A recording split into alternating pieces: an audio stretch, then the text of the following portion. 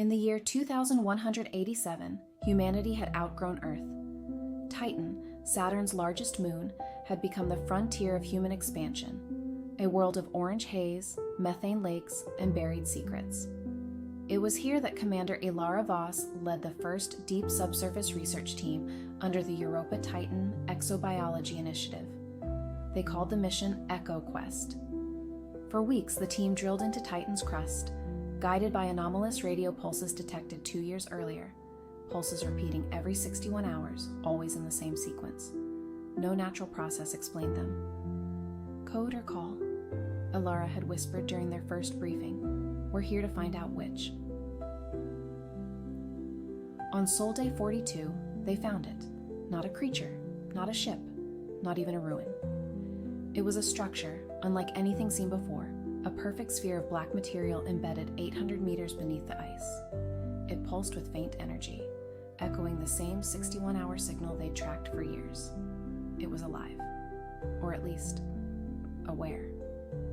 Their AI interpreter, KARA, couldn't decode the pulses, but it responded. When Ilara approached, the pulses accelerated, like a heartbeat in the presence of something familiar. Then came the dreams.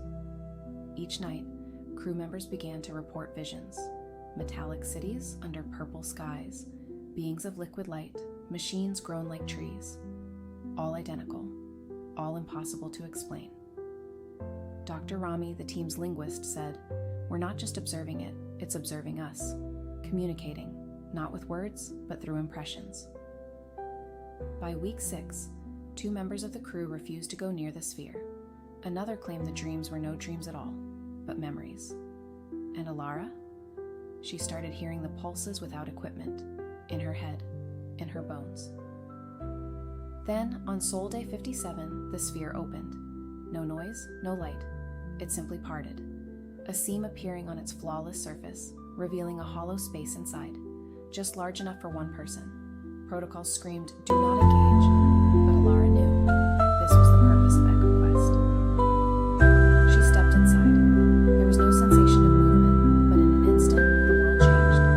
She stood beneath a sky of shifting stars, on a black ocean that reflected everything and nothing. Figures emerged, not alien, but human, thousands of them. Faces she recognized and others she didn't. Some hadn't been born yet.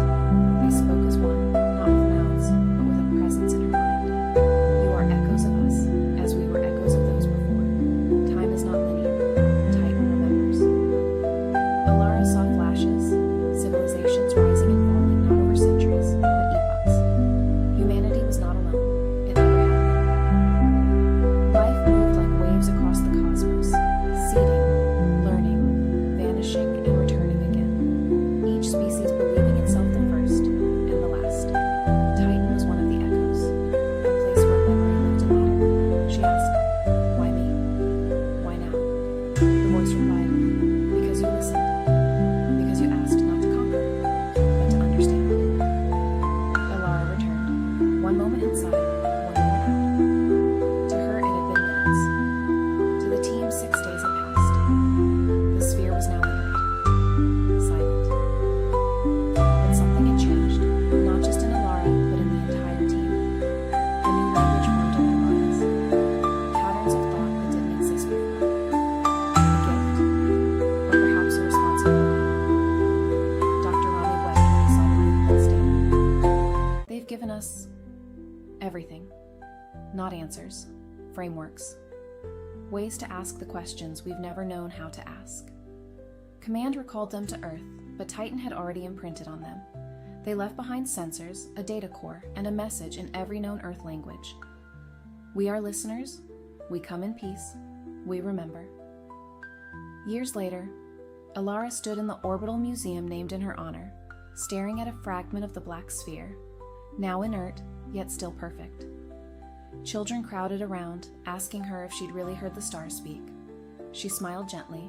"Not speak," she said. "They sang, and we were lucky enough to hear their song." Titan remained silent, but the echoes continue.